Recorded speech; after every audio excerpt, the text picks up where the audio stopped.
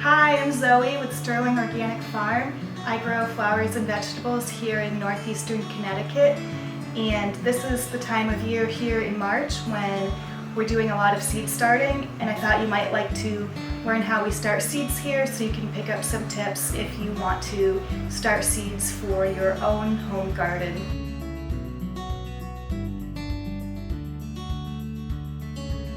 Most of the seeds I start in soil blocks.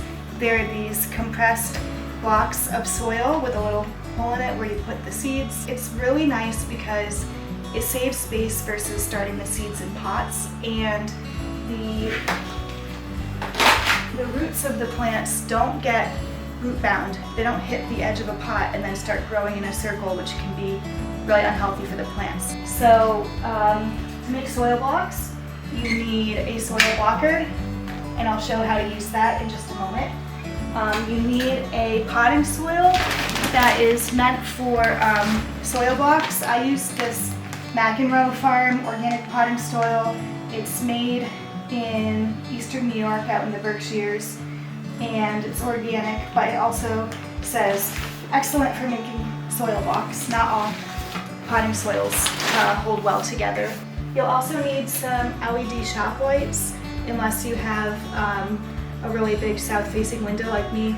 Even for my window further away from it, I use these shop lights. They're about $20 each. They're not grow lights, just regular shop lights is fine. Just make sure that they stay 4 inches above the top of the seedlings. You need them really close. You will also want a heat mat with a thermostat. You want to set the soil to the ideal temperature for the kind of plant you're growing. That way the seeds sprout really quickly. Seeds in cold soil, they take a long time to germinate, and if you're not super on top of watering them, then they might dry out and die before they get a chance to water them. So you definitely want to have a soil heat mat. Something that's optional to have for your seed starting but is really nice is a timer that you can plug your lights in. You'll want to run the seedling lights for 16 hours a day, and so this timer that turns them on and off, it saves you from having to remember to turn them on when you get up every morning and off when you go to bed at night. So I definitely recommend getting one of those. Okay, so I'm going to make some soil blocks. I'm going to take my soil block potting soil and add it to the bin. I'm going to add a little water to that.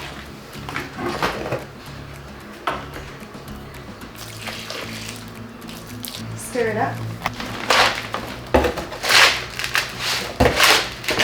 Alright, now that it's all stirred up, I'm going to test the consistency, and you want for it to be able to be squished into a ball with your hand. You don't want it to be crumbling, and you don't want it to be dripping too much water. That's almost right, but I think it was a little crumbly. So I'm just going to add another splash of water and mix that in. And that definitely feels about right now. Alright, now I have mixed my soil block mix to the right consistency, not too damp, not too dry. I've kind of piled it up on one side of my bin. I'm going to take my soil blocker, rinse it out. So I'm pressing my soil blocker into my potting soil mix, and move it over a little bit. You want to make sure it's really pressed together well, and when you start to see some water squishing out the top of the bricks like you see now, then that means you squish them together enough. I want them to all be the same height, so I'm going to take this and scrape the bottom flat.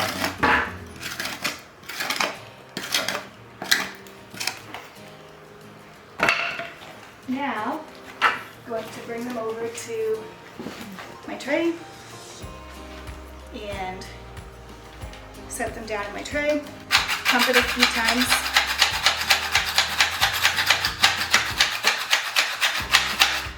And lift it up. And there are my soil blocks.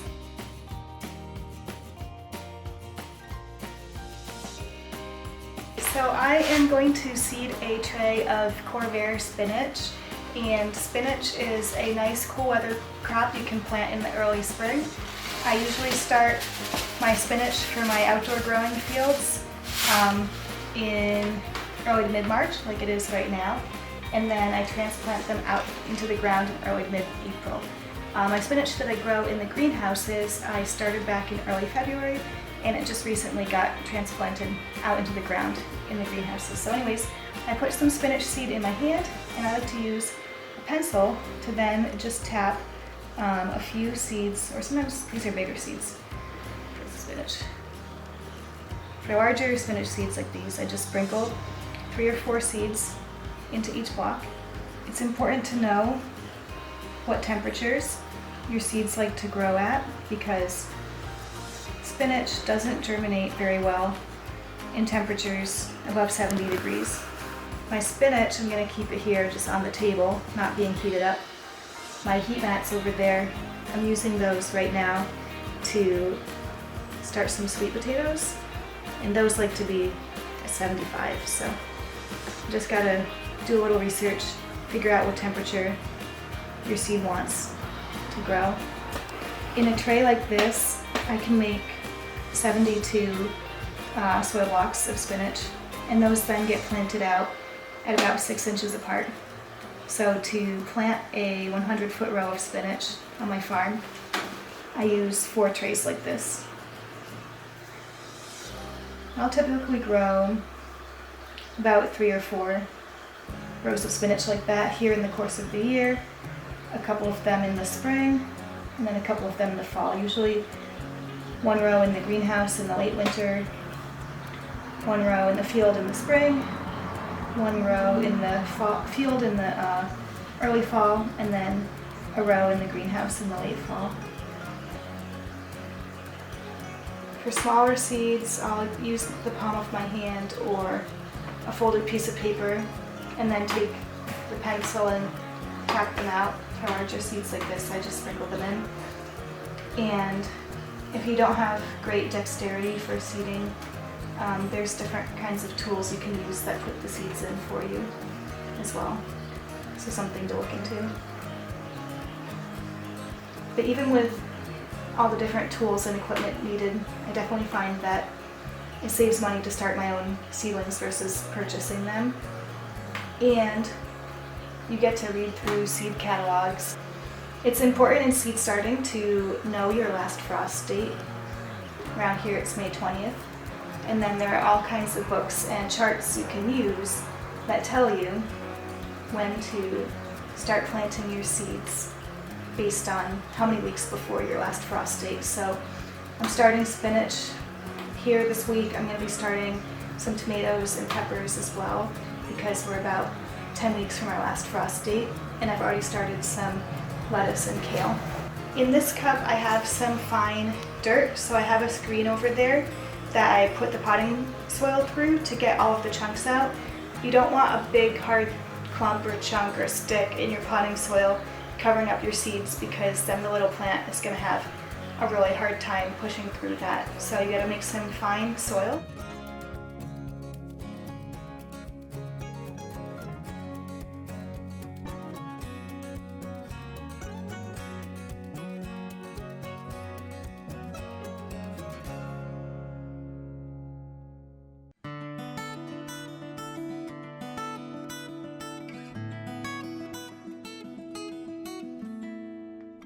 Okay, so before your seeds sprout, and even when they're really little and just newly sprouted, it's really important to have a sprayer that produces a nice fine mist.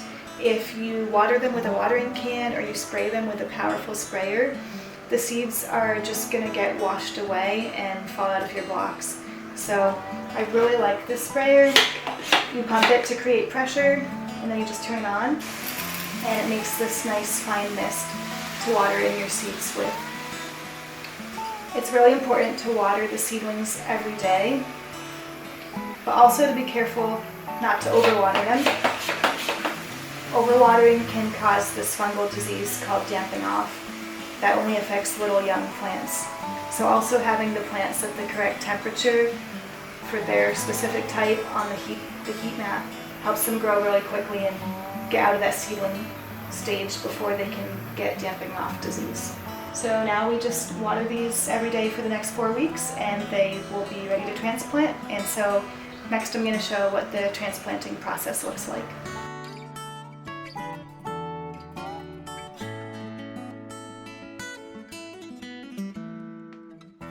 Alright, so here I have a variety of seedlings that I have started in my soil blocks. And when you start seeds, it's really important to label your seedlings, both with what plant it is and when you planted it. So here in this tray I have a label that these were my Burgundy Beauty bachelor buttons, and I have a date on them, I think on this other label, that these were started on February 3rd. So it's now early March, so they've been growing for 4 weeks since I planted them, and it is about the right time to transplant them. So I'm about to show that process. And these are some early season flowers, bachelor buttons, nigella, Chinese forget-me-nots. They can take some cool weather, but not quite so cold as it is here in March. So these are going to get transplanted into an empty space in the ground in the greenhouse. Now lettuce is a crop that can take some cool weather, and 2 weeks ago I started these red and green lettuce seedlings. These are red lettuce. So this is what lettuce seedlings look like when they're about 2 weeks old. In another 2 weeks they will be big enough that they are ready to go outside into the field. So my first batch of lettuce I transplant into the field here in Connecticut in about early April. An advantage to starting your seeds in soil blocks that I mentioned earlier is that they grow really healthy root systems. So you can see that the roots are all nice and straight. When they hit the edge of the block, they stop growing. Sometimes when you grow plants in pots, they hit the edge of the pot and start growing around in circles. That's called getting root bound, and that can be not so great for the roots. So definitely love having a nice little soil block like this to pop into the ground. Before we put these transplants into the ground, it's really important to give them a good watering, and they're big enough now that I just water them with a watering can.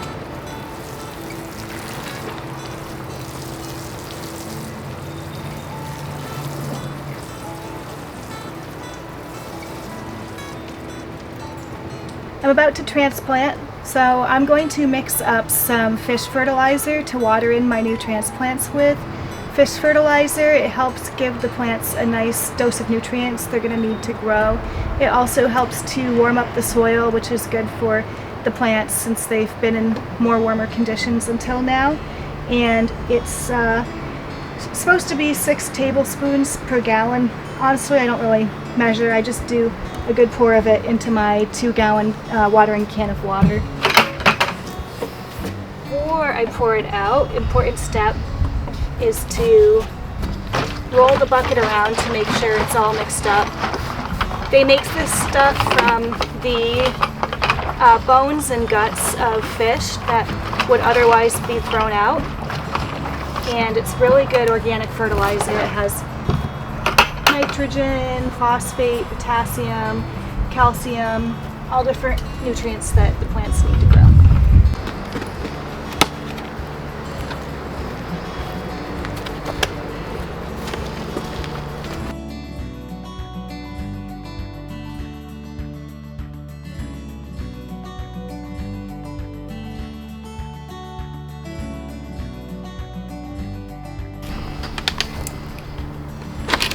I'm going to transplant some cool weather flowers into the greenhouse. I plant my bachelor buttons, forget-me-nots, calendula, stock, various cool weather flowers in the greenhouse around early March. I'll plant them in the fields around mid to late April. And so some tools I have are a little shovel. I have some Job's organic granular fertilizer. It's basically like pelletized dried manure, and I'm going to be putting a teaspoon in each planting hole. I have this 10-foot measuring stick, which was very handmade and lovingly passed down to me by the previous farmer and patched up with duct tape over the years. And so it has markings 1 foot apart. You need to know the correct spacing for what you're growing. And a stick like this helps you space everything accordingly. And I also have my watering can of fish fertilizer that I mixed up earlier. So first step is I'm going to take my seedlings in the soil box and I'm going to put them along the drip line. I used a drip line for irrigation. It's kind of like a soaker hose. So I'm going to put my seedlings every 1 foot apart. And then if I find any seedlings that just look unhealthy, like this one looks very small and stunted compared to like your average size one, I'm not gonna plant anything that looks unhealthy. So that's a good tip, is always plant more than you need in case some don't make it or some look unhealthy. So I use wood chip mulch to suppress the weeds, so I'm gonna push it aside. I'm going to dig a little hole just slightly taller than the soil block.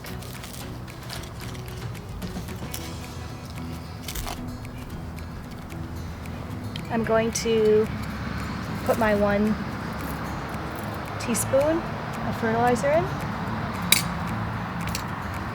And then I'm going to put my plant in. I want to see that the stem of the plant is just slightly below the soil line. I want to bury that stem a little bit so they're not so floppy and leggy. So I'll push the soil back in, trying not to get too many wood chips mixed in. And give it a good firm pat into the soil.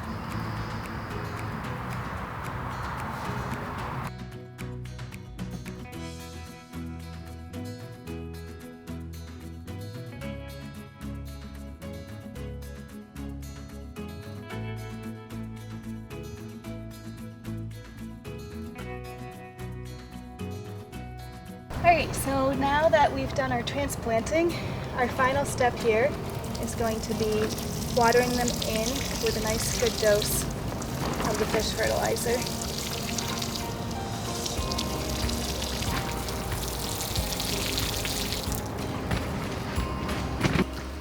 Alright, I hope that you enjoyed learning a bit about seed starting here with me today at Sterling Organic Farm. Even if you just have a small home garden, I definitely encourage you to get a little seed starting setup going. You can do it just on a small tabletop, and don't be intimidated by it. Just do your research, find out what the light and heat requirements are for your seed that you're trying to grow, and go for it. It's definitely very rewarding to start with a tiny seed and end up with a beautiful flower or a vegetable that you can use to feed your family. So now's the ideal time, so hope you can feel inspired to go out and get some seeds going.